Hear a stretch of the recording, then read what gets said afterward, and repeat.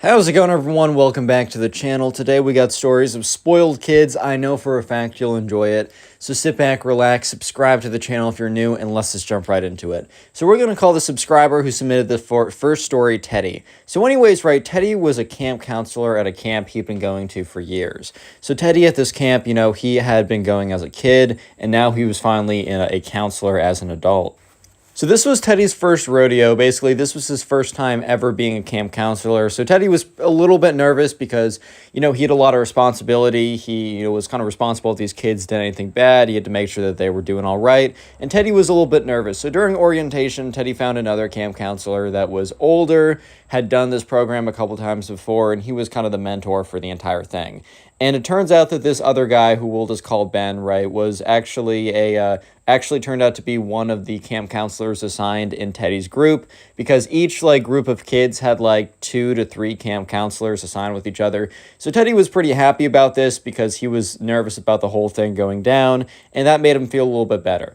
So finally, let's skip forward to the day when camp actually started. And, Teddy was kind of nervously pacing back and forth, kind of just waiting for, the kids to arrive. And sure enough, the kids did arrive. They all came in and they all walked in. The main camp dude or the administrative staff would kind of disperse the kids into the appropriate groups. So Teddy and Ben, the camp counselor, and one other guy were kind of standing around in their group area, which was the Apple group or something. I don't know. They had dumb names for it.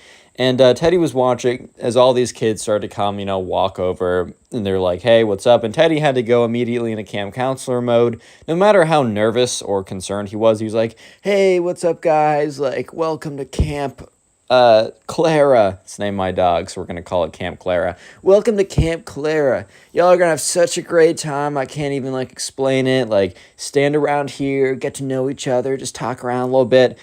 Real quick, though, I want to talk to you about this app that might be the future of social media. It's called RTRO, and in the App Store, RTRO, and it has no algorithm. A lot of the issues with social media today, in my opinion, is that there's this algorithm that knows exactly what you want and sucks you in and just makes you feel bad afterwards.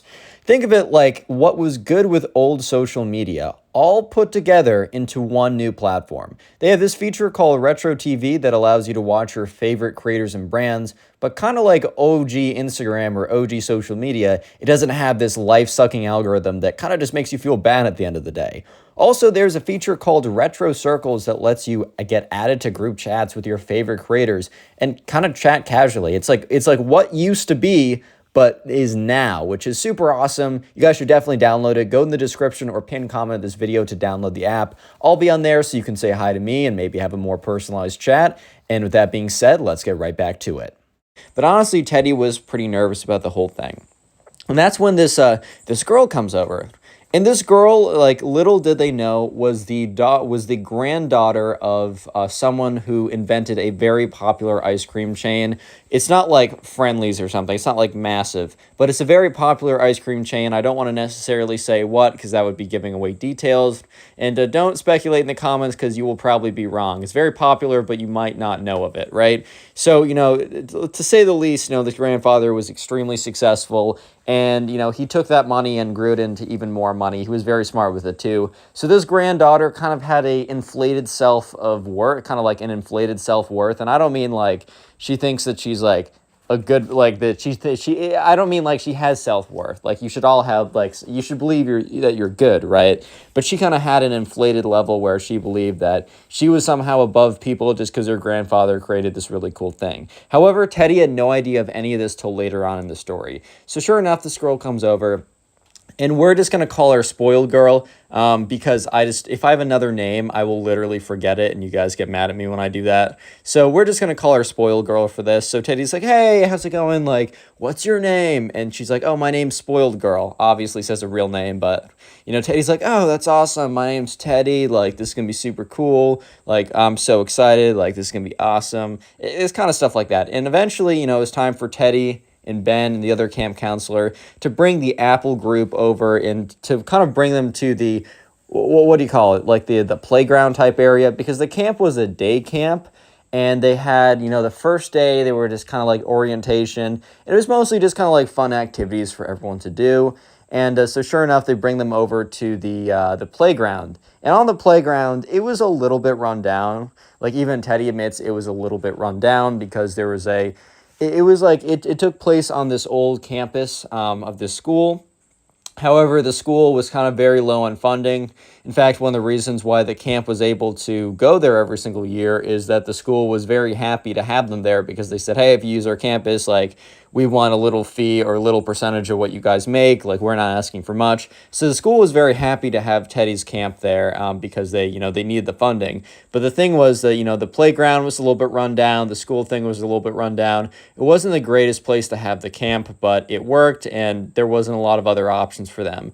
So on this playground, there was a bunch of things that were fine. However, the swing set, there was only one functioning swing because one of the swings was broken. The other one was completely gone. The other swing set was rusted out and all the swings were gone.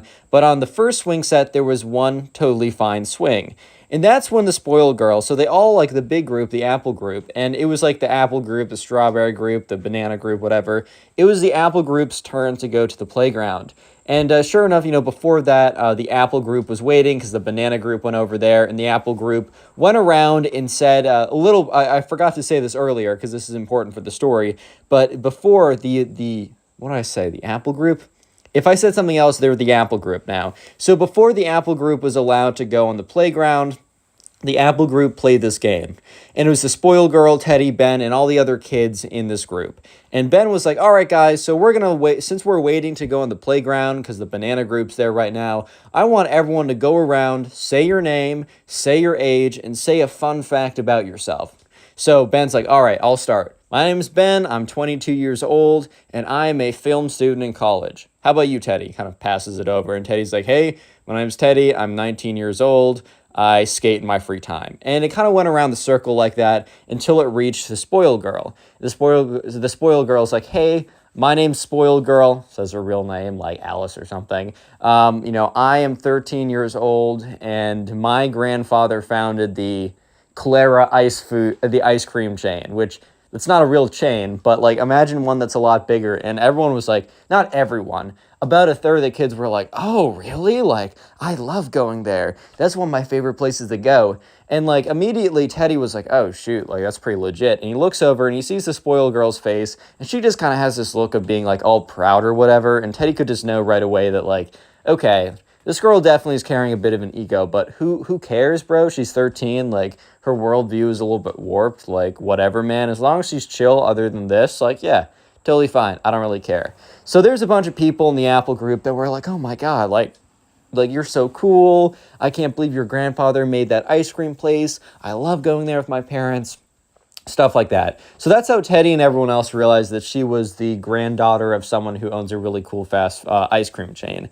So sure enough, eventually, a little later on, it was time for the Apple group to go and, it was time for the Apple group to go to the playground. So they walk out there. And as I said earlier in the video, there's only one functioning swing. And immediately, the spoiled girl runs up to the swing.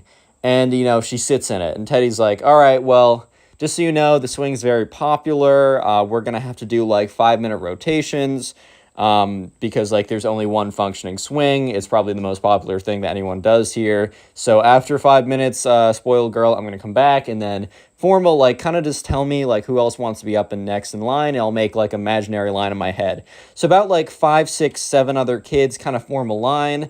And, Teddy kind of goes around, kind of gets their name and writes it down on his phone or whatever. He's like, all right, in 5 minutes, spoiled girl, I'm going to come back, and Jose over here is going to take your place. So 5 minutes go by, and Teddy, gets an alarm on his phone. He finds Jose. He's like, hey, Jose, come over here. And, he walks over with Jose. And the spoiled girl is sitting on the swing, and she is like really mid-swing. She's like, I don't know if you guys have like been on a swing before. If you haven't, bro, you're missing out. Those things are fire. They can also make you feel kind of sick. But she was like going really far up, really far back. She was not having any indication of slowing down. So Teddy very politely comes up to her and is like, hey, it's Jose's turn. 5 minutes are up. When we come out here tomorrow, you can always go back in the swing. And the spoiled girl goes on to exclaim that, she believes that, like, no, like, I'm going to keep swinging. Like, I'm special. Like, why can't I have the special swing? And Teddy kind of presses her because he's like, all right, now, like, what do you mean by that? Teddy's like, hey, like, we got, like, no. It's every 5 minutes, like, we got to have a new person. The swing's very popular, and since there's only one of it, we have to divvy it up. Like, there's plenty of other stuff in the playground for you to use, and you can always come here tomorrow. Like, we're going to be here tomorrow. There's no shortage of swings. And the spoiled girl is not stopping swinging at all. She continues to swing, like, with big swings or whatever, and, you know, she's like, no, like, you know that I'm special, and I told you why. My grandfather made the so-and-so ice cream chain, so I should be able to swing here. Like, because he added so much to society, why can't I reap the rewards a little bit? And at this point, Teddy's like, oh boy. So he's like, 1 second, Jose. And Teddy, like, walks over to Ben and is like, yo, dude, I need your help. And Ben's like, yeah, what's up? And, you know, Teddy's like, dude, I explains the situation. And Ben's like, all right, well, here's the thing. Since you're new here, like, you know, normally I would say I'll just go ahead and handle this. But, you know, this is good experience, man. You should learn how to do this. What I would do is I go up to her and just tell her that everyone at this camp is equal. And you got to explain why. And Teddy's like, oh, man, that's awkward. And Ben's like, bro, like, you got it. Like, sorry, dude, like, you got to do that. I don't know how else to say it. So Teddy eventually pulls himself together and is like, you know what, this kid's right. He goes over, he walks over to the spoiled girl and is like, hey, I need you to stop swinging for a second. So the spoiled girl drags her legs in the sand below and the swing stops and she looks up. And Teddy's like, hey, I need you to get off the swing. Your 5 minutes were up like 3 minutes ago. And the spoiled girl's like, but I told you who my grandfather is. And Teddy kind of like looks at her and is like, hey, that's not how we do it around here. I need you to know that everyone at the school, no matter who their parents are, no matter what they do, no matter who they are, they're exactly the same at this camp. Everyone at this camp is an equal, and everyone will be treated the same way. But she's like, but we're not equal. Like, my grandfather did, like, incredible things. And, you know, Teddy says, yes, he did. However, like, that does not impact who you are. And even if you were the one who made these, like, the ice cream chain at camp here, at Camp Clara, it doesn't matter. We're all treated exactly the same. We're all equals. We're all humans here. And, you know, the spoiled girl, in a lot of my videos, the spoiled girl or the spoiled kid or whatever would normally have a rage here. However, she was kind of understanding. She was like, oh, like, that's interesting. I never thought of it that way. And she gets off the swing, and Jose hops on. And, you know, Teddy kind of has to change his list a little bit because they're down 4 minutes now because she was on extra. And, you know, she goes up to Teddy, the spoiled girl, and is like, I'm sorry, like, I never really thought of it that way. I was just like, that's how I always believed things. And Teddy's like, you know what, it's fine. I don't really blame you. Thank you for being understanding. And the thing is, like, Teddy was, and you know, the spoiled girl walked away to go do something else. And, you know, Teddy was kind of understanding. Not that that was an okay way to view the world, but if that's, like, what you believe, if that's all you knew, if that's what she was taught as a child, like, that's more on the parents than on her. Anyway, so the next subscriber story, we're going to call the subscriber who submitted this one Harvey. So anyways, Harvey was in class. And in this class, there's this kid who we're going to call the spoiled kid. And he was incredibly spoiled. This kid believed that he was like, I don't know, a first-class citizen, and everyone else was peasants. That he was like the king of the class or something ridiculous. So, and he was also a new kid too. So Harvey came in one day, and it was one of the first days of school. And this new kid was immediately sat in the back in the first couple of days, but he was actually late one of these days. He was late by a minute or two. So Harvey's sitting in class, and the spoiled kid, who's new, remember, so he's still getting to know people, walks in a couple minutes late, and the teacher's like, hey, spoiled kid, welcome. I am going to ask you don't be late a couple minutes late like this. I know it's only a couple minutes, but that stuff really adds up. And the spoiled kid says, yeah, sorry, I was I was a little late, my fault. And the spoiled kid's like, hey, actually, can I talk to you? And the teacher's like, I don't know, like, sure, like, we can do that after class. And the spoiled kid's like, hey, I'm sorry, can we do it right now? And the teacher's like, I am in the middle of teaching, so I'd really prefer to do it after class. And the spoiled kid's like, it really can't wait. So the teacher, kind of unhappy about this, is like, okay, whatever, sure, send. Like, well, what's up? Like, make it quick, though. And the spoiled kid goes on to say that, you know, he believes that, you know, he deserves that he should sit in the front of the class, and he shouldn't just sit in the front of the class, but the entire first row and the 3 seats behind him should be left empty so that he has plenty of leg room and space. Everyone in the class went silent after he said that.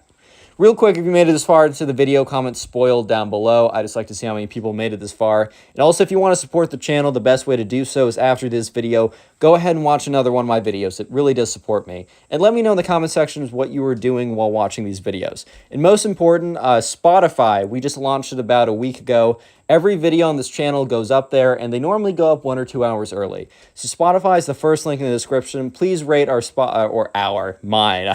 I'm a one-person team. Please rate my Spotify account 5 stars. There's a way to do that on the podcast, and also follow and like if you haven't already. If you want to submit these stories, my Instagram and Twitter are both at connorpugs. They're in the description, and they're the only way you can submit stories as of now. I have a TikTok account. We have a Discord server. Use code connorpugs for 10% off gamer subs. And finally, let's get right back into it.